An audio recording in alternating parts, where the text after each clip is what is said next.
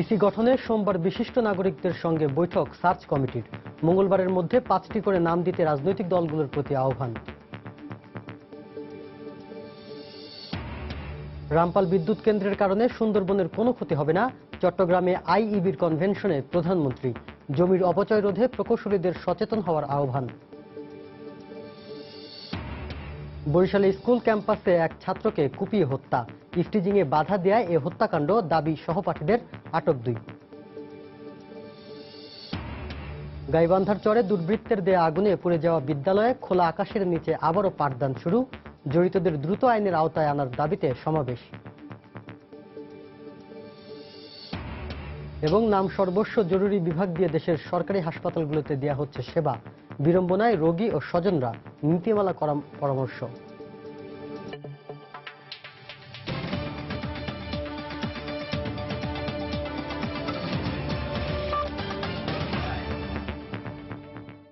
প্রবাসের সময়ে সঙ্গে আছি আমি শাফিন জাহিদ। নির্বাচন কমিশন পুনর্গঠনে রাষ্ট্রপতির সঙ্গে সংলাপে বসা 31 রাজনৈতিক দলের কাছে 5টি করে নাম চেয়েছে সার্চ কমিটি। মঙ্গলবারের মধ্যে নাম দেওয়ার জন্য বলা হয়েছে। সার্চ কমিটির প্রথম বৈঠক শেষে শনিবার দুপুরে একথা জানান মন্ত্রিপরিষদ সচিব মোহাম্মদ শফিউল আলম। এছাড়া আগামী সোমবার 12 জন বিশিষ্ট নাগরিকের সঙ্গে মতবিনিময় করবে বলেও বৈঠকের সিদ্ধান্ত হয়। শনিবার বেলা 11টায় বৈঠক শুরুর বেশ কিছু আগে থেকেই সুপ্রিম কোর্টের জাজেস লাউঞ্জে একে একে আসতে শুরু করেন সার্চ কমিটির সদস্যরা। এছাড়াও বৈঠকে যোগ দেন মন্ত্রিপরিষদ সচিব শফিউল আলম। প্রায় 1.25 ঘন্টা বৈঠক শেষে সাংবাদিকদের সঙ্গে কথা বলেন মন্ত্রিপরিষদ সচিব। তিনি জানান, আগামী 31 জানুয়ারি সকাল 11টার মধ্যে মন্ত্রিপরিষদের প্রশাসন ও বিধি শাখার অতিরিক্ত সচিবের কাছে রাষ্ট্রপতির সঙ্গে সংলাপে অংশ নেয়া রাজনৈতিক দলগুলো থেকে নামের তালিকা নেওয়ার সিদ্ধান্ত হয়েছে বৈঠকে। মহামান্য রাষ্ট্রপতির কাছে যে সকল দল সংলাপে অংশগ্রহণ করেছিল 31টি দলের প্রত্যেকের কাছে অনুরোধ থাকবে 5টি করে নাম মন্ত্রিপরিষদ বিভাগের অতিরিক্ত সচিব, প্রশাসন ও বিধি ওনার কাছে পৌঁছানোর জন্য আগামী 31শে জানুয়ারি বেলা 11টার মধ্যে। আগামী 30 জানুয়ারি বিকেলে বিভিন্ন অঙ্গনের 12 জন বিশিষ্ট নাগরিকের সঙ্গে কমিটি বৈঠক করবেন বলেও জানান তিনি। আগামী সোমবার বেলা 4টায় জাজেস লাউঞ্জে, সুপ্রিম কোর্টের জাজেস লাউঞ্জে বিশিষ্ট নাগরিকদের কিছু প্রতিনিধিদের সাথে কমিটি মিটিং করবে। প্রধান নির্বাচন কমিশনার সহ অন্যান্য কমিশনারদের নাম প্রস্তাব করে 10 কর্মদিবসের মধ্যে রাষ্ট্রপতির কাছে প্রতিবেদন জমা দিবেন সার্চ কমিটি। রাশেদ লিমন, সময় সংবাদ, Dhaka.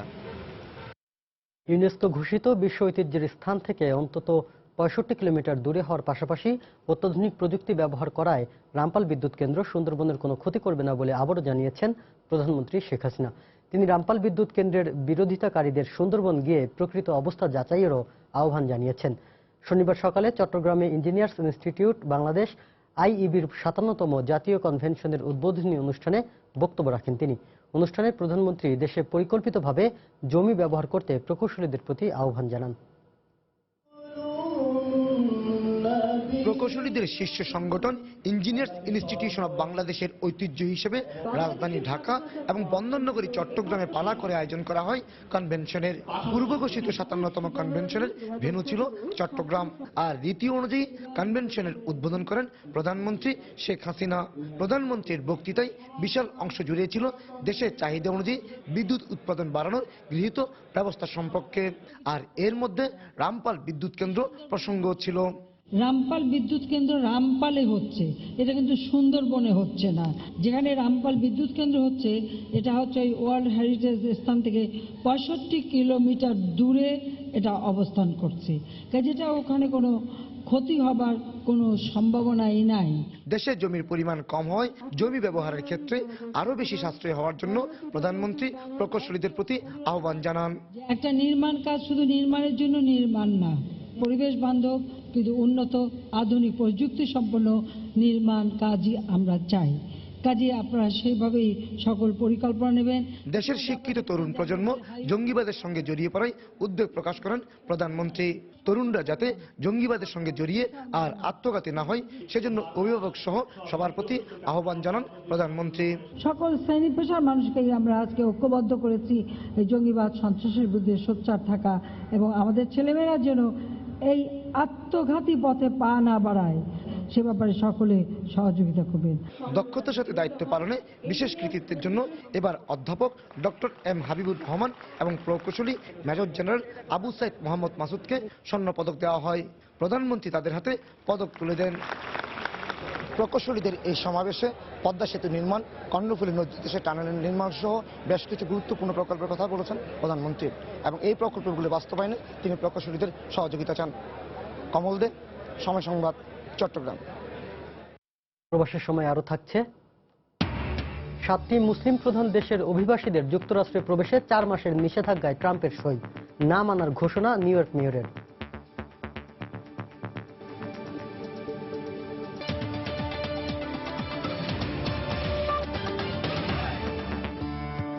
Bless LED light, light বদলান, লাইফ বদলান।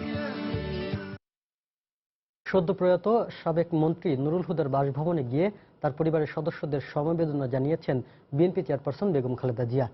শনিবার রাতে রাজধানীর মহাখালী ডিওএইচএস এ নুরুল হুদার বাসভবনে যান বেগম জিয়া। এ সময় শোকাহত পরিবারকে সান্ত্বনা দেন তিনি। দল ও দেশের প্রতি নুরুল হুদার অবদানের কথা স্মরণ করে মরহুমের আত্মার মাগফিরাত কামনা করেন বিএনপি নেত্রী। মরহুমের বাসভবনে বেশ কিছু সময় অতিবাহিত করেন বিএনপি চেয়ারপারসন।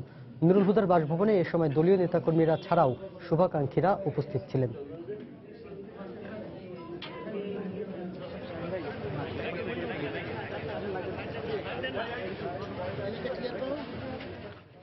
সার্চ কমিটির প্রায় সবাই আওয়ামী লীগ সংশ্লিষ্ট বলে মন্তব্য করে বিএনপি মহাসচিব মির্জা ফখরুল ইসলাম আলমগীর বলেছেন, এই কমিটির ওপর আশা ভরসা করে আর কোনো লাভ নেই। শনিবার সকালে জাতীয়তাবাদী যুবদলের নতুন কমিটির নেতাদের নিয়ে শেরেবাংলা নগরের সাবেক রাষ্ট্রপতি জিয়াউর রহমানের সমাধিতে শ্রদ্ধা জানাতে গিয়ে তিনি এ মন্তব্য করেন। এ সময় তিনি বলেন, দলীয় সংকীর্ণতার ঊর্ধ্বে উঠে সার্চ কমিটি জনগণের প্রত্যাশা পূরণে কাজ করে কিনা এখন সেটা দেখার বিষয়। সার্চ কমিটি যারা সদস্য হয়েছেন তারা প্রায় সবাই আওয়ামী লীগের সঙ্গে সম্পৃক্ত। তারা কি করবেন এটা সম্পর্কে আমাদের এখন ধারণা প্রায় স্পষ্ট। সেই জন্যে আমরা পার্টি হিসেবে নতুন করে কোনো আশা দেখতে পাচ্ছি না। এখন জনগণের আশা আকাঙ্ক্ষার প্রতিফলন তারা যদি ঘটাতে পারেন তাহলে আমরা মনে করব যে তারা দলীয় সংকীর্ণতার ঊর্ধ্বে উঠে কিছু কাজ করেছেন। সরকার বা দলের ভাবমূর্তি নষ্ট করার জন্য যারা ষড়যন্ত্র করবে তাদের বিরুদ্ধে কঠোর ব্যবস্থা নেওয়া হবে বলে হুঁশিয়ারি দিয়েছেন সড়ক পরিবহন ও সেতুমন্ত্রী ওবায়দুল কাদের। শনিবার সকালে গাইবান্ধার পলাশবাড়িতে শীতবস্ত্র বিতরণকালে একথা বলেন তিনি। তিনি জানান, শিগগিরই টাঙ্গাইলের এলেঙ্গা থেকে রংপুর পর্যন্ত 4 লেনের কাজ শুরু হবে। উন্নয়ন অনেক, কিন্তু তলে তলে উন্নয়নকে খেয়ে ফেলে কিছু অপকর্ম। সরকারের ভাবমূর্তি, দলের ভাবমূর্তি যারা ক্ষুণ্ণ করে অপকর্ম করবে তাদের বিরুদ্ধে কঠোর ব্যবস্থা নেওয়া হবে। একেবারে এলেঙ্গা থেকে রংপুর পর্যন্ত, রংপুর থেকে পঞ্চগড়, রংপুর থেকে বুড়িমারি। জাতীয় পার্টির চেয়ারম্যান হুসেইন মোহাম্মদ এরশাদ বলেছেন, সার্চ কমিটি নিরপেক্ষ নির্বাচন কমিশন গঠন করলে আগামী নির্বাচনে জাতীয় পার্টির ক্ষমতায় আসার সম্ভাবনা রয়েছে। শনিবার দুপুরে জাতীয় পার্টির চেয়ারম্যানের বনানী কার্যালয়ে বিভিন্ন রাজনৈতিক দলের নেতাকর্মীদের দলে যোগদান অনুষ্ঠানে তিনি একথা বলেন।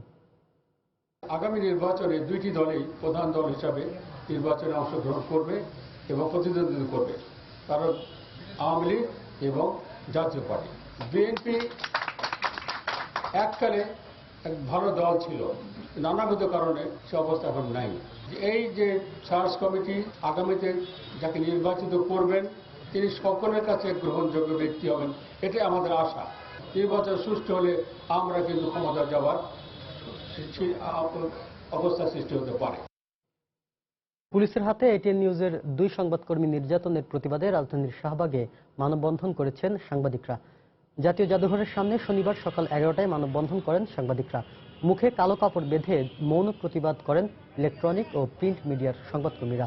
মানববন্ধন শেষে এ ঘটনার সঙ্গে যারা জড়িত তাদের অবিলম্বে চাকরি থেকে প্রত্যাহারের দাবি জানান সাংবাদিক নেতারা। কর্মসূচি থেকে 2রা ফেব্রুয়ারি কারণ বাজার সার্ক ফোয়ারার সামনে মানববন্ধনের ঘোষণা দেওয়া হয়।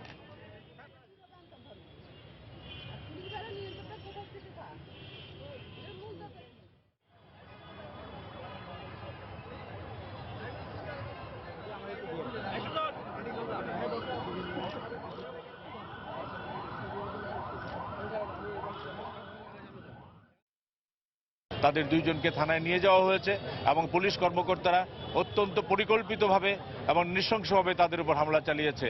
এখানে ধাক্কাধাক্কির কোনো সুযোগ নাই। যারা শাস্তি পাবে তাদেরকে শাস্তি দিন, যদি শাস্তি না দেন তাহলে আমরা আগামীতে সিদ্ধান্ত নেব আমরা পুলিশের সংবাদ পরিবেশন করব কি করব না। বিচারহীনতার সংস্কৃতি, এটা যদি এই প্রশাসন থেকেই শুরু হয় তাহলে আমরা কাদের জন্য কি নিয়ে কাজ করব?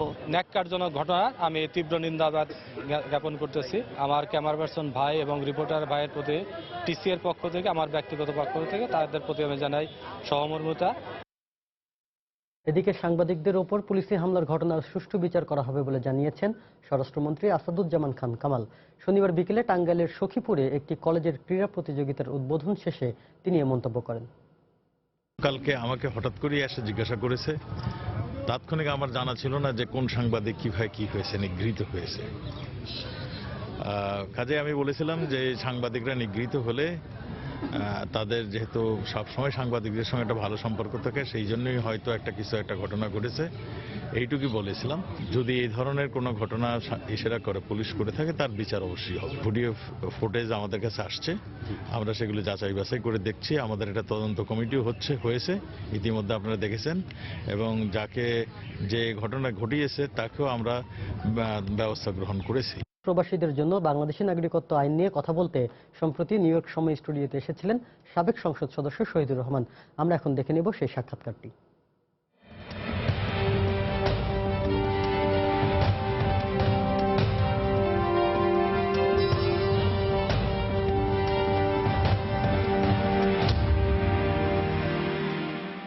দর্শক, প্রবাসের বাংলাদেশ অনুষ্ঠানের সময় নিউ ইয়র্ক স্টুডিওতে আপনাদেরকে স্বাগত জানাচ্ছি।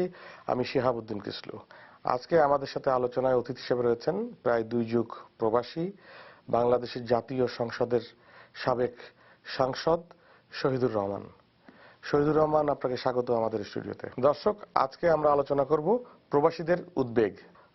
এই যে সম্প্রতি যে নাগরিকত্ব আইন নিয়ে বাংলাদেশে একটি খসড়া হয়েছে এবং এটি সংসদে উত্থাপনের প্রক্রিয়া চলছে, এ বিষয়ে আপনি আমাদেরকে একটু বলবেন যে আপনি কি জানেন এবং আপনার দৃষ্টিতে বিষয়টি কি ভাবে এগুচ্ছে?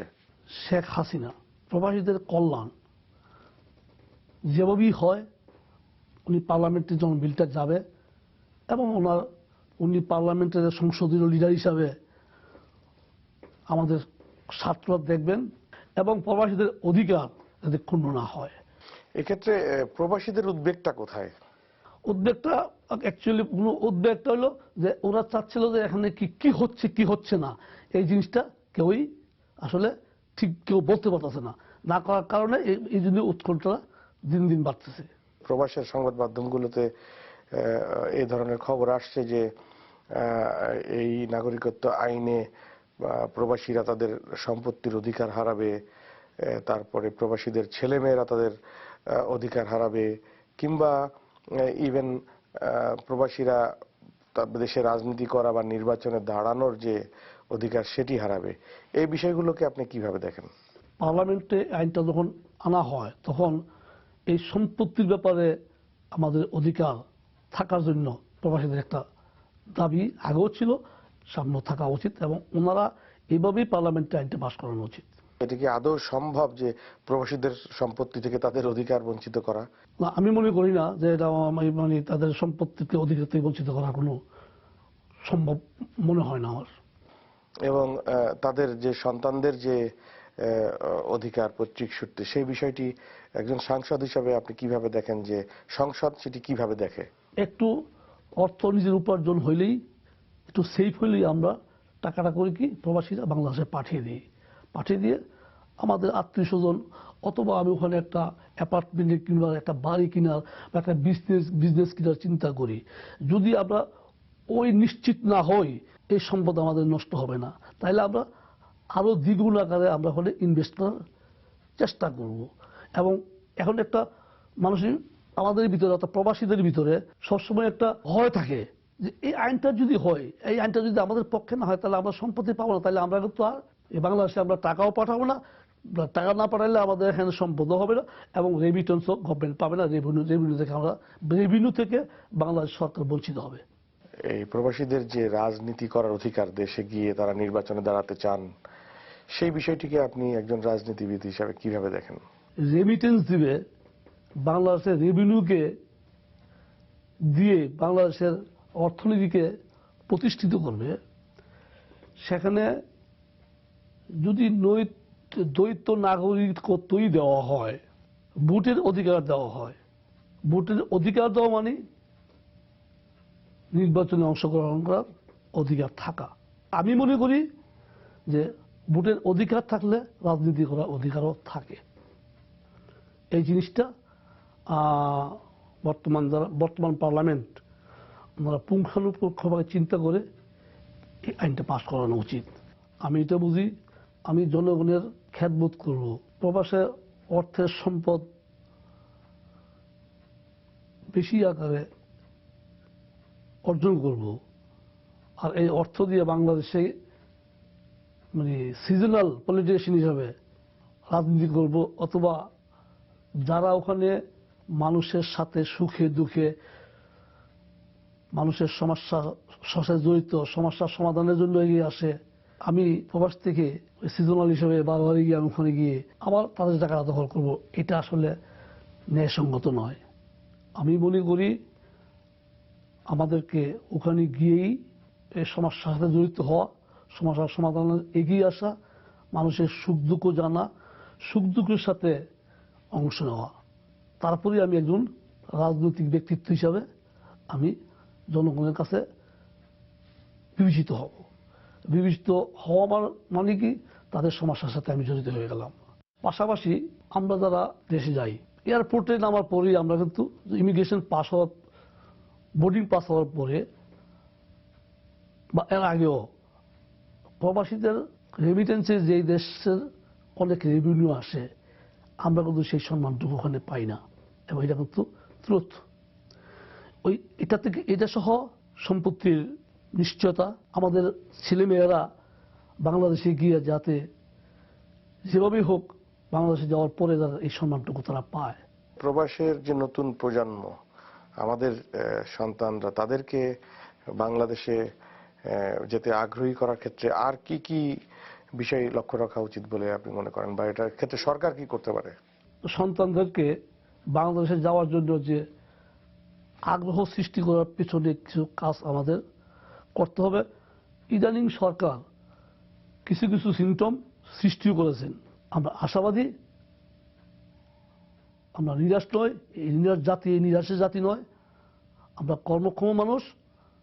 আমি আশা নিয়ে বাঁচতে চাই এবং এই দেশ এগিয়ে যাবে। আপনার গুরুত্বপূর্ণ আলোচনার জন্য আপনাকে অনেক ধন্যবাদ। আপনাকে অনেক ধন্যবাদ। দর্শক, আজকের মতো এখানেই বিদায় নিচ্ছি। আবারও দেখা হবে নতুন কোনো অতিথিকে সাথে নিয়ে। সেই পর্যন্ত সুস্থ থাকুন, ভালো থাকুন।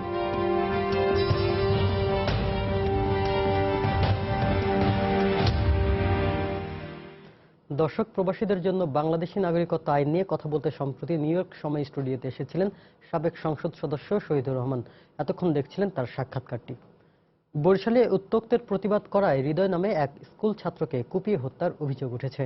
হামলায় আহত অপর একজনকে গুরুতর অবস্থায় শেরেবাংলা মেডিকেল কলেজ হাসপাতালে ভর্তি করা হয়েছে। এ ঘটনায় জড়িত সন্দেহে দুজনকে আটক করেছে পুলিশ। শনিবার সকালে বরিশালের শহীদ আব্দুর রব শ্রেণিয়াবাদ সরকারি মাধ্যমিক বিদ্যালয়ের পাশে পরেশ সাগর মাঠে বন্ধুদের সাথে খেলছিল হৃদয়। এ সময় কয়েকজন যুবক এসে ডেকে নিয়ে কুপিয়ে ও পিটিয়ে আহত করে তাকে। এ সময় হৃদয়কে বাঁচাতে গেলে গুরুতর জখম হয় তারই বন্ধু সহপাঠী গোলাম সাজিদ রাফি। পরে স্থানীয়রা তাদের উদ্ধার করে শেরেবাংলা মেডিকেল কলেজ হাসপাতালে নেয়ার আগেই মৃত্যু হয় হৃদয়। একটা পিচ্ছি ছেলে এসে বলতেছে, ভাইয়া হৃদয় ভাইকে মারতেছে ওখানে। তা আমি দৌড় দিয়ে গেছি, যাই দেখি রাস্তায় ও পড়ে আছে, রক্ত, অনেক রক্ত। তো ওরা কয়েকজন ছেলে তখনও মারতেছে। তখন আমি ওদের ভিতরে যে ওকে টান দিয়ে নিয়ে আসছি, যে নয়তো ওকে এখন হসপিটাল নিয়ে তো বাঁচবে না। তখন নিয়ে এসে ধরছি, আমি নিয়ে রিক্সা উঠছি, কয়েকজন গার্জিয়ানও ছিল আমার সাথে। তখন ওরা পিছন থেকে আমাকে একটা বাড়ি দিচ্ছে। স্কুলের ছাত্রীদের উত্তক্তের প্রতিবাদ করায় পাশের টেকনিক্যাল স্কুল অ্যান্ড কলেজের ছাত্ররা এই হত্যাকাণ্ডে জড়িত থাকতে পারে বলে সন্দেহ সহপাঠীদের। আর এই ঘটনায় বিচার দাবি করেছেন নিহত হৃদয়ের স্বজন ও শিক্ষকরা। টিস করতো এই ছেলেগুলো, আমরা প্রতিবাদ করছি একাধিকবার। পলিটেকনিকের স্টুডেন্টরা এই কাজটার সাথে জড়িত। সুষ্ঠু তদন্ত সাপেক্ষে যারা এর সাথে জড়িত তাদের শাস্তি চাই। আমার একমাত্র সন্তানকে যারা হত্যা করলো তাদের আমি অবিলম্বে গ্রেপ্তার দেখতে চাই এবং ফাঁসি চাই। এদিকে হত্যার সঙ্গে জড়িত সন্দেহে দুইজনকে আটক করা হয়েছে। তারা টেকনিক্যাল স্কুল অ্যান্ড কলেজের ছাত্র বলে জানিয়েছে পুলিশ। ক্রাইম সিন ম্যানেজমেন্ট প্রপারলি আমরা নিয়েছি, আলামতগুলো যাতে নষ্ট না হয় সে ব্যাপারে আমরা সতর্ক আছি এবং আলামত কালেকশন করেছি। সমবেতভাবে এই কাজগুলো করছি। এটার জন্য এখানে ডিবি, সিআইডি, পিবিআই এবং থানা পুলিশ সকলেই আন্তরিকভাবে কাজ করছে। নিহত হৃদয়ের বাড়ি পিরোজপুর জেলার ভান্ডারিয়া উপজেলার চিঙ্গুরিয়া গ্রামে। বরিশাল নগরীর জর্ডন রোডের মামুনি ক্যাডেট কোচিং এ থেকে পড়াশোনা করত হৃদয়। সময় সংবাদ, বরিশাল।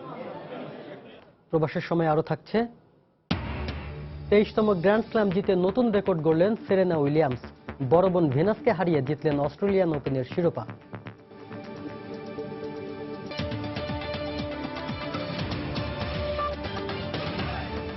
আরএফএল ওয়াটার পাম্প, পানি দেবে টেনশন নয়। নাম সর্বস্ব জরুরি বিভাগ দিয়ে দেশের সরকারি হাসপাতালগুলোতে দেয়া হচ্ছে সেবা। একটি কক্ষে সব ধরনের জরুরি চিকিৎসার সুযোগ না থাকায় রোগীদের ঘুরতে হয় হাসপাতালের বিভিন্ন ওয়ার্ডে। প্রতিটি সেকেন্ড যখন মহামূল্যবান, তখন টিকিট কাটা, জরুরি ওষুধ সরবরাহ সহ নানা বিড়ম্বনায় পড়তে হয় ভুক্তভোগীদের। সমস্যা সমাধানে নীতিমালা করার পরামর্শ চিকিৎসা বিশেষজ্ঞদের। মুজাহিদ শুভ রিপোর্ট। মুমূর্ষ বাবাকে নিয়ে ঢাকা মেডিকেল কলেজ হাসপাতালের বিভিন্ন ওয়ার্ডে দৌড়াচ্ছেন দুই সন্তান।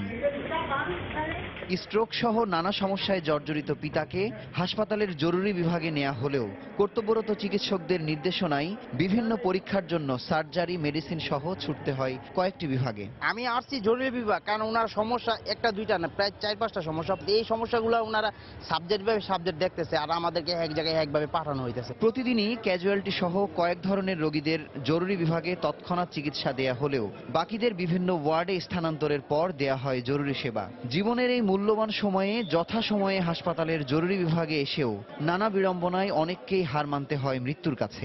তারা বলে যে টিকিট কেটে আনেন কিংবা অন্য ওয়ার্ডে নিয়ে যান, আমাদেরকে অন্য ওয়ার্ডে ট্রান্সফার করতে চেষ্টা করে। তাদের কোনো প্রফেশনালিটি আমরা তাদের মধ্যে দেখতে পাচ্ছি না। সর্বাধুনিক প্রযুক্তি সম্পন্ন ইন্টারন্যাশনাল স্ট্যান্ডার্ডের ইমার্জেন্সি রুম থাকলে রোগী ইনস্ট্যান্টলি সে চিকিৎসা সুবিধা পেত। ইমার্জেন্সি ট্রিটমেন্টের জন্য ইমার্জেন্সি মেডিসিন বিশেষজ্ঞ চিকিৎসক, দক্ষ নার্স ও টেকনিশিয়ান আবশ্যক।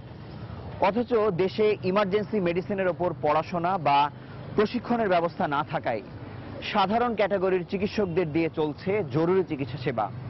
সমস্যা সমাধানে ইমার্জেন্সি চিকিৎসা সেবা প্রদানের বিষয়ে নীতিমালা তৈরির পরামর্শ চিকিৎসা বিশেষজ্ঞদের। ইমার্জেন্সি রুমের রোগী যদি যায়, কি চিকিৎসা সেটা পাবে, সেখানে যথাযথ ইকুইপমেন্ট আছে কিনা, যারা এটাকে চালাবে তাদেরকে কি সেভাবে যথাযথভাবে তৈরি করা হয়েছে কিনা। আমরা কিন্তু এরপর 3টা বিভাগেই আমরা পিছিয়ে আছি। ইমার্জেন্সি রুমের ডাক্তারকে যেন ট্রেন করা, এটার জন্য আমরা গভর্নমেন্টের কাছে অ্যাপিল করব। উদ্দেশ্য হচ্ছে এটাকে অ্যাওয়ারনেস তৈরি করা, এবং আমরা কয়েক বছর থেকে চেষ্টা করছি বারডেম, বিএসএসএমইউ যেসব পায়োনিয়ার, তাদের যারা ডাক্তার তাদের ওখানে এটা এস্টাবলিশ করা। সমস্যা সমাধানে নার্স ও চিকিৎসকদের বিশেষ প্রশিক্ষণ দেয়া হচ্ছে বলে জানান স্বাস্থ্য প্রতিমন্ত্রী। বিশেষ করে যে স্পেশালাইজ ডাক্তার যারা হ্যান্ডেল করে ট্রমা বা অ্যাক্সিডেন্ট রোগী বা বিভিন্ন ক্রাইসিস মোমেন্টে যারা, সেই আলাদা ডাক্তার এবং আলাদা নার্সদেরকেও আমরা ট্রেন করছি। দেশের 603টি সরকারি হাসপাতালের প্রায় সবকটিতেই দেয়া হয় না প্রকৃত জরুরি সেবা। রাজধানীর আগারগাঁওয়ের নিউরোসায়েন্স হাসপাতালে অপেক্ষাকৃত আধুনিক জরুরি বিভাগ থাকলেও তা আন্তর্জাতিক মানের নয়। পাশাপাশি সারা দেশের চাপ সামাল দেয়ায় সর্বাধিক বড় জরুরি বিভাগ থেকেও ঢাকা মেডিকেল কলেজ হাসপাতালের প্রকৃত সেবা থেকে বঞ্চিত হচ্ছে রোগীরা। মুজাহিদ শুভ, সময় সংবাদ, ঢাকা। প্রবাসের আরো কিছু খবর। জঙ্গিবাদকে ভয় না পেয়ে তাদের রাজনীতি নিষিদ্ধ করার দাবি জানিয়েছেন বিশিষ্ট চিন্তাবিদ, ইসলামী চিন্তাবিদ মাওলানা ফরিদউদ্দিন মাসুদ। তিনি বলেছেন, ইসলামে সন্ত্রাসের কোনো স্থান নেই। শুক্রবার নিউ ইয়র্কে বাংলাদেশ কনসুলেটে এক আলোচনা সভায় বক্তব্য রাখেন তিনি। এতে জাতিসংঘে নিযুক্ত বাংলাদেশের স্থায়ী প্রতিনিধি মাসুদ বিন মোমেন বলেন, হোলি আর্টিজানের ঘটনা বিশ্ব দরবারে বাংলাদেশের ভাবমূর্তি ক্ষুণ্ণ করেছে। নিউ ইয়র্ক থেকে শেহাবুদ্দিন কিস্তুর তথ্য ও ছবি নিয়ে ডেস্ক রিপোর্ট। শুক্রবার নিউ ইয়র্কে বাংলাদেশ কনসুলেট জঙ্গিবাদ প্রবাসীদের ভূমিকা শীর্ষক এক আলোচনা সভার আয়োজন করে। এতে প্রধান বক্তা হিসেবে বক্তব্য রাখেন বিশিষ্ট ইসলামী চিন্তাবিদ মাওলানা ফরিদউদ্দিন মাসুদ। জাতিসংঘে বাংলাদেশের স্থায়ী প্রতিনিধি মাসুদ বিন মোমেন ও নিউ ইয়র্কে বাংলাদেশের কনসাল জেনারেল শামীম আহসানও আলোচনা সভায় বক্তব্য রাখেন।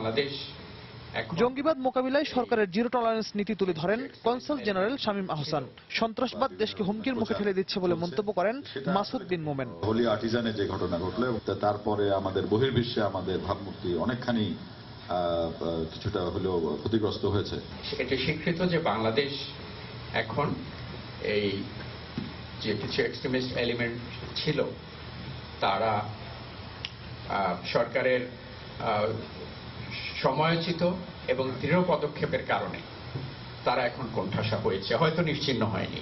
মাওলানা ফরিদ উদ্দিন মাসউদ বলেন, জনসমর্থন না থাকায় সন্ত্রাসী কার্যক্রম চালিয়ে দেশকে অকার্য করার ষড়যন্ত্রে ব্যর্থ হয়েছে জঙ্গিবাদী রাজনীতি। তবে যুব সম্প্রদায়ের চিন্তাভাবনার বিপর্যয় ঠেকাতে না পারলে দেশ হুমকির মুখে পড়বে বলে মনে করেন তিনি। জামাত ইসলামী ওরা এখনো দমিত হয়নি। একটা কোয়াতে যদি ইঁদুর পরে মারা যায়, যতক্ষণ পর্যন্ত আগে ইঁদুরটা সাফ না করা হবে, হাজার বালতি তুললেও কি হবে না, গোয়ার পানি পাক হবে। জামাত ইসলামীর থেকে যদি বা এই ভাবধারার থেকে আমাদের দেশকে যদি পাক না করা হয়, তাহলে এদের উপরে শাস্তি প্রয়োগ যতই করা হোক, আমার দেশের মাটিকে পাক করা যাবে না। মার্কিন পররাষ্ট্র দপ্তরের আমন্ত্রণে যুক্তরাষ্ট্র সফররত মাওলানা ফরিদ উদ্দিন মাসউদের আগামী মাসের শুরুর দিকে মন্ত্রণালয়ের ঊর্ধ্বতন কর্মকর্তাদের সঙ্গে আলোচনায় বসার কথা রয়েছে। এছাড়া জাতিসংঘ মহাসচিব আন্তোনিও গুতেরেসের সঙ্গে বৈঠকের কথা রয়েছে তার। সময় সংবাদ, নিউ ইয়র্ক, যুক্তরাষ্ট্র। ধর্মের অপব্যাখ্যা দিয়ে যাতে কেউ সন্তানদের ভুল পথে না নিতে পারে সে ব্যাপারে অভিভাবক ও শিক্ষকদের সজাগ থাকার আহ্বান জানিয়েছেন খাদ্যমন্ত্রী অ্যাডভোকেট কামরুল ইসলাম। শনিবার সকালে পুরান ঢাকার জুবিলি স্কুল অ্যান্ড কলেজের ১৫০তম প্রতিষ্ঠাবার্ষিকী অনুষ্ঠানে তিনি আহ্বান জানান। খাদ্যমন্ত্রী বলেন, দেশ যখন শিক্ষা, কৃষি, তথ্য ও যোগাযোগ সহ সব খাতে এগিয়ে যাচ্ছে, তখন একটি গোষ্ঠী উন্নয়নকে বাধাগ্রস্ত করতে নানা অপতৎপরতা চালিয়ে যাচ্ছে। এদের বিষয়ে সবাইকে সতর্ক থাকারও আহ্বান জানান খাদ্যমন্ত্রী। জুবিলি স্কুল অ্যান্ড কলেজের ১৫০তম প্রতিষ্ঠা বার্ষিকী উপলক্ষে আয়োজিত অনুষ্ঠানকে ঘিরে মিলন মেলায় পরিণত পুরো স্কুল প্রাঙ্গণ।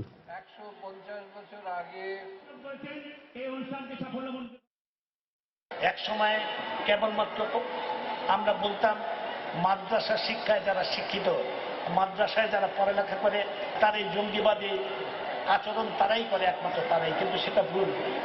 এখন আমরা দেখছি ইংরেজি শিক্ষায় শিক্ষিত যারা, আমাদের কলেজ স্কুলে লেখাপড়া যারা করে, তাদেরকেও এই এক শ্রেণীর ধর্মান্ধরা ধর্মের অপব্যাখ্যা দিয়ে তাদেরকে বিপদে পরিচালিত করার চেষ্টা করে। তাই আমি আহ্বান জানাবো শিক্ষকদের প্রতি, অভিভাবকদের প্রতি, আপনাদের সন্তানদের প্রতি আরো বেশি আপনারা যত্নবান হবেন, যাতে কোনো অবস্থাতেই বিপদগামী না হয়। প্রত্যেকটা ক্ষেত্রে বাংলাদেশ আজকে এগিয়ে যাচ্ছে। এই আমাদের এগিয়ে যাওয়াকে যারা থামিয়ে দিতে চায়, আমাদের মূলভূত অর্থনীতিকে যারা বিধ্বস্ত করতে চায় একটি গোষ্ঠী, তাদের বিরুদ্ধে আমাদের সবাইকে সতর্ক থাকতে হবে। গাইবান্ধার দুর্গম চরে দুর্বৃত্তের দেয়া আগুনে পুড়ে যাওয়া বিদ্যালয়ে খোলা আকাশের নিচে আবারও পাঠদান শুরু হয়েছে। তবে মামলা হলেও এখনও স্কুলটি পুড়িয়ে দেওয়ার কারণ সম্পর্কে অন্ধকারে পুলিশ। এদিকে শনিবার সকালে ফায়ার সার্ভিসের কর্মকর্তারা সকালে ঘটনাস্থল পরিদর্শন করে জানান, দাহ্য পদার্থ দিয়ে স্কুলটি পুড়িয়ে দেওয়া হয়েছে।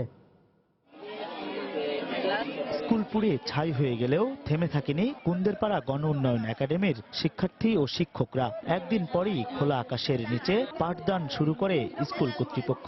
আমরা আমাদের স্কুল চাই। দ্বিতীয় কথা হলো, আমাদের স্কুলটি যে ধ্বংস করেছে তাদের আমরা শাস্তি চাই। যে দুর্ভিক্ষ আমাদের স্কুল পুড়িয়ে দিয়েছে তাদেরকে আমি দেখে দিতে চাই। আমরা তাদের সাথে যুদ্ধ করে এই মাটিতে বসে লেখাপড়া করব। এর আগে শনিবার সকালে স্কুল প্রাঙ্গণে প্রতিবাদ সমাবেশের আয়োজন করে এলাকাবাসী। এতে শিক্ষক, শিক্ষার্থী সহ স্থানীয় জনপ্রতিনিধিরা অংশ নেন। এ সময় গণ উন্নয়ন কেন্দ্রের নির্বাহী পরিচালক জানান, এর আগেও এই প্রতিষ্ঠানের সুফিয়া কামাল আনন্দলোক বিদ্যালয়ে আগুন দিয়ে জ্বালিয়ে দেয় দুর্বৃত্তরা। আমরা সবাই জানি যে আসলে এক শ্রেণীর গোষ্ঠী যারা কখনোই শিক্ষা চায় না, যারা মানুষকে অন্ধকারে ঠেলে দিতে চায়, এবং তারা কারা এটা আমরা সবাই জানি। এই শক্তির বিচার শুধু না, এই শক্তিকে আসলে সামাজিক শক্তিকে একত্রিত করে রাষ্ট্রকে উদ্যোগী হয়ে এই শক্তির বিনাশ ঘটাতে হবে। এদিকে ঘটনাস্থল পরিদর্শন করে নমুনা সংগ্রহ করেছে ফায়ার সার্ভিস। এখানে নিশ্চয়ই কোনো গান পাউডার বা কোনো পেট্রোল বা অক্সিজেন জাতীয় কোনো মানে দাহ্য পদার্থ ছিটিয়ে দিয়ে দেওয়ার পরে আগুন যখন লাগেছে তখন এটা পুরোটাই একসঙ্গে বিস্ফোরণ ঘটছে। আমরা অলরেডি প্রশাসনকে নির্দেশনা দিয়েছি যে কারা এই ঘটনা ঘটাতে পারে সেটা তো অবশ্যই বের করা যাবে। যে যদি পেট্রোল কিনে থাকে, পেট্রোল দিয়ে থাকে, কোথায় থেকে পেট্রোলটা আসছে, কোথা থেকে বিক্রি হয়েছে, এটা খোঁজ করলেই পাওয়া যাবে। বৃহস্পতিবার গভীর রাতে বিদ্যালয়টিতে আগুন দিলে মুহূর্তের মধ্যে সবকিছু পুড়ে ছাই হয়ে যায়। এ ঘটনার পর শুক্রবার রাতে থানায় অজ্ঞাতদের বিরুদ্ধে একটি মামলা দায়ের করেন বিদ্যালয়টির প্রধান শিক্ষক। হেদায়েতুল ইসলাম বাবু, সময় সংবাদ, গাইবান্ধা। রবীন্দ্রসঙ্গীত বিশেষজ্ঞ ও মুক্তিযুদ্ধের সময়কার জনপ্রিয় দৈনিক দ্য পিপলস পত্রিকার সম্পাদক ওয়াহিদুল হকের মৃত্যুবার্ষিকী উপলক্ষে আয়োজন করা হয়েছে 7 দিনব্যাপী সাংস্কৃতিক উৎসবের। রাজধানীর কেরানীগঞ্জ এলাকার আটি আওয়াল উচ্চ বিদ্যালয় প্রাঙ্গণে এই সাংস্কৃতিক উৎসবের আয়োজন করা হয়েছে। শনিবার সন্ধ্যায় শুরু হওয়া এই উৎসবে অংশ নেন বিভিন্ন সাংস্কৃতিক সংগঠনের শিল্পীরা। কবিতা, গান এবং বিভিন্ন সাংস্কৃতিক কর্মকাণ্ডের মাধ্যমে স্মরণ করা হয় বরেণ্য এই ব্যক্তিত্বকে। সঙ্গীতে বিশেষ অবদান রাখার জন্য 2008 সালে মরণোত্তর 21 পদক ও সংস্কৃতিতে অবদানের জন্য 2010 সালে মরণোত্তর স্বাধীনতা পুরস্কার দেওয়া হয় ওয়াহিদুল হককে।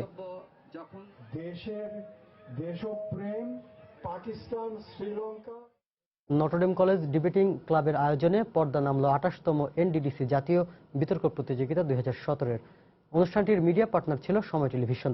শনিবার বিকেলে রাজধানীর মতিঝিলে নটরডেম কলেজ মিলনায়তনে অনুষ্ঠিত এই বিতর্ক উৎসবের সমাপনী অনুষ্ঠানে উপস্থিত ছিলেন আন্তর্জাতিক অপরাধ ট্রাইব্যুনালের প্রসিকিউটর ব্যারিস্টার তুরিন আফরোজ সহ অন্যান্যরা। ফাইনালে ঢাকা বিশ্ববিদ্যালয় ডিবেটিং সোসাইটির মুখোমুখি হয় জাহাঙ্গীরনগর বিশ্ববিদ্যালয়। তীব্র প্রতিদ্বন্দ্বিতাপূর্ণ বিতর্কে জাহাঙ্গীরনগর বিশ্ববিদ্যালয়কে পরাজিত করে ঢাকা বিশ্ববিদ্যালয়। পরে বিজয়ীদের হাতে পুরস্কার তুলে দেন অতিথিরা।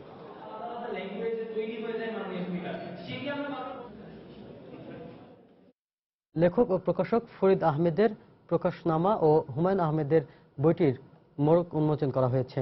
শনিবার বিকেলে বাংলা একাডেমির শামসুর রহমান মিলনায়তনে মোড়ক উন্মোচন অনুষ্ঠানে জনপ্রিয় লেখক হুমায়ুন আহমেদের স্মৃতিচারণ করেন বক্তারা।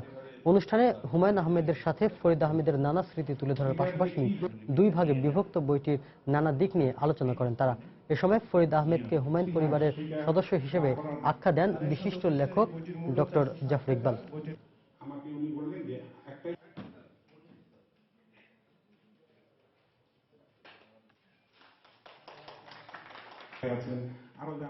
দেশের বাইরের খবর। পূর্ব প্রতিশ্রুতি অনুযায়ী এবার মুসলিম সংখ্যাগরিষ্ঠ 7টি দেশের নাগরিকদের যুক্তরাষ্ট্রে প্রবেশে সাময়িক নিষেধাজ্ঞা জারি করলেন মার্কিন প্রেসিডেন্ট ডোনাল্ড ট্রাম্প। এ কারণে ওবামা প্রতিশ্রুত সিরীয় শরণার্থী গ্রহণ প্রক্রিয়াও স্থগিত হয়ে গেল। একই সঙ্গে অভিবাসী নিয়ন্ত্রণে শুক্রবার অতিরিক্ত যাচাই বাছাই প্রক্রিয়া আবারও চালু করার নির্বাহী আদেশে সই করেন তিনি। এদিকে মেক্সিকো সীমান্তে দেয়াল নির্মাণ ও দেশটি থেকে আমদানি করা পণ্যের উপর বাড়তি করারোপের জেরে সম্পর্কের অবনতি হবে না বলে মন্তব্য করেছেন প্রেসিডেন্ট ট্রাম্প। কয়েকদিন ধরে গণমাধ্যমে আলোচনার পর শুক্রবার যুক্তরাষ্ট্রে মুসলিম অভিবাসীদের বিরুদ্ধে নিষেধাজ্ঞা জারি করায় ট্রাম্পের বিরুদ্ধে বিক্ষোভ সমাবেশ করে শত শত মানুষ। কানেটিকাট, ফ্লোরিডা ও মিনেসোটার কয়েকটি শহরে ট্রাম্পকে বর্ণবাদী উল্লেখ করে শরণার্থী ও অভিবাসীদের স্বাগত জানানো হয়। এদিন ভার্জিনিয়ার আর্লিংটনে পেন্টাগন দপ্তরে প্রতিরক্ষা মন্ত্রী হিসেবে আনুষ্ঠানিকভাবে দায়িত্ব গ্রহণ করেন জেমস ম্যাটিস। এই সময় মার্কিন প্রেসিডেন্টকে পেন্টাগনে স্বাগত জানিয়ে দেশের নিরাপত্তায় তার উপর আস্থা রাখায় ট্রাম্পকে ধন্যবাদ জানান ম্যাটিস। প্রেসিডেন্ট ট্রাম্পও ম্যাটিসকে প্রতিরক্ষা মন্ত্রী হিসেবে যোগ্য ব্যক্তি বলে আখ্যা দেন। সেখানেই জঙ্গিবাদ প্রবণ উল্লেখ করে 7টি মুসলিম দেশ Syria, Iraq, Iran, Yemen, Libya, Somalia ও সুদানের অভিবাসীদের যুক্তরাষ্ট্রে প্রবেশে 3 মাসে নিষেধাজ্ঞা জারি করা হয়। পাশাপাশি অভিবাসী নিয়ন্ত্রণে অতিরিক্ত যাচাই বাছাইয়ের নির্বাহী আদেশেও সই করেন প্রেসিডেন্ট ট্রাম্প। ট্রাম্পের নির্বাহী আদেশে বলা হয়, যুক্তরাষ্ট্রে শরণার্থী গ্রহণ কার্যক্রম আগামী 120 দিনের জন্য স্থগিত থাকবে। অভ্যন্তরীণ নিরাপত্তা বৃদ্ধি ও জঙ্গিবাদ ঠেকাতেই এই পদক্ষেপ বলে জানান Trump. Measures to keep radical Islamic ইসলামী উগ্রবাদ ও অন্য দেশ থেকে সন্ত্রাসীদের যুক্তরাষ্ট্রে প্রবেশ রুখে দিতেই এ পদক্ষেপ নিয়েছি। আমাদের শান্তিপ্রিয় দেশে তাদের স্থান নেই। যারা মার্কিন মূল্যবোধকে সমর্থন করে ও আদর্শকে ভালোবাসে, যুক্তরাষ্ট্র শুধু তাদেরই স্বাগত জানাবে। We only want to admit those into our country. বিশ্লেষকেরা বলছেন, ট্রাম্প যুক্তরাষ্ট্রে অভিবাসীদের প্রবেশের সাময়িক নিষেধাজ্ঞা জারি করলেও তা পরবর্তীতে আরও বাড়ানো হতে পারে। এদিকে মেক্সিকোর বিষয়ে মার্কিন প্রেসিডেন্ট খড়গহস্ত হওয়ার পর অর্থনৈতিক ও বাণিজ্যিক প্রয়োজনে দেশটির পাশে থাকার আশ্বাস দিয়েছে পেরু ও কলম্বিয়া। সীমান্তে দেয়াল নির্মাণ করা হলে তা যুক্তরাষ্ট্র ও মেক্সিকো 2 দেশের জীবনযাত্রায় নেতিবাচক প্রভাব ফেলবে বলে মন্তব্য করেছেন বার্লিনের মেয়র মাইকেল মুয়েলার। দেলোয়ার হোসেন, সময় সংবাদ।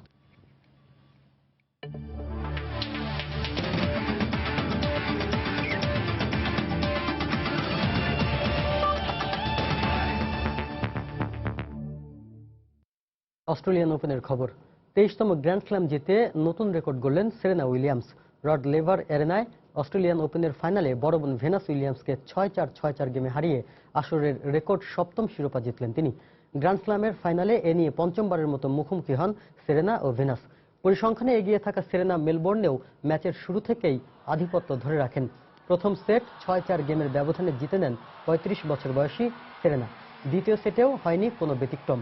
একই ব্যবধানে পরের সেট নিজের নামে করে নারী টেনিসের ইতিহাসে নাম লিখান সেরেনা। উন্মুক্ত যুগে সর্বোচ্চ 22টি গ্র্যান্ড স্ল্যাম জয়ী স্টেফি গ্রাফকে পেছনে ফেলে 23টি গ্র্যান্ড স্ল্যামের মালিক এখন এই মার্কিন টেনিস তারকা। আর 14 বছর পর ফাইনালে উঠেও অস্ট্রেলিয়ান ওপেনের শিরোপা অধরাই থেকে যায় ভেনাস উইলিয়ামসের। সবচেয়ে বেশি গ্র্যান্ড স্ল্যাম জয়ের হিসেবে সেরেনার সামনে এখন শুধু মার্গারেট কোর্ট। সাবেক এই অস্ট্রেলিয়ান খেলোয়াড় জিতেছেন 24টি গ্র্যান্ড স্ল্যাম।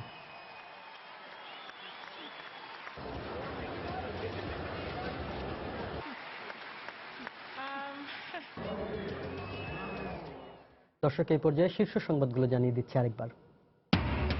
ইসি গঠনে সোমবার বিশিষ্ট নাগরিকদের সঙ্গে বৈঠক সার্চ কমিটির। মঙ্গলবারের মধ্যে 5টি করে নাম দিতে রাজনৈতিক দলগুলোর প্রতি আহ্বান।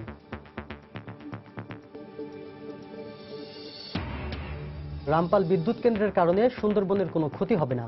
চট্টগ্রামে আইইবির কনভেনশনে প্রধানমন্ত্রী। জমির অপচয় রোধে প্রকৌশলীদের সচেতন হওয়ার আহ্বান। বরিশালে স্কুল ক্যাম্পাসে এক ছাত্রকে কুপিয়ে হত্যা। ইফটিজিংয়ে বাধা দেওয়ায় এ হত্যাকাণ্ড, দাবি সহপাঠীদের। আটক 2। গাইবান্ধার চরে দুর্বৃত্তের দেয়া আগুনে পুড়ে যাওয়া বিদ্যালয়ে খোলা আকাশের নিচে আবারও পাঠদান শুরু। জড়িতদের দ্রুত আইনের আওতায় আনার দাবিতে সমাবেশ। এবং নাম সর্বস্ব জরুরি বিভাগ দিয়ে দেশের সরকারি হাসপাতালগুলোতে দেয়া হচ্ছে সেবা। বিড়ম্বনায় রোগী ও স্বজনরা। নীতিমালা করার পরামর্শ। এই ছিল প্রবাসের সময়। যে কোনো খবর পেতে ভিজিট করুন সময়নিউজ.tv। যে কোনো বাংলা লিংক, রবি ও এয়ারটেল নম্বর থেকে সময় সংবাদের খবর, অনুষ্ঠান সূচি জানতে এবং যে কোনো তথ্য সময় সংবাদকে জানাতে ডায়াল করুন 16242 নম্বরে।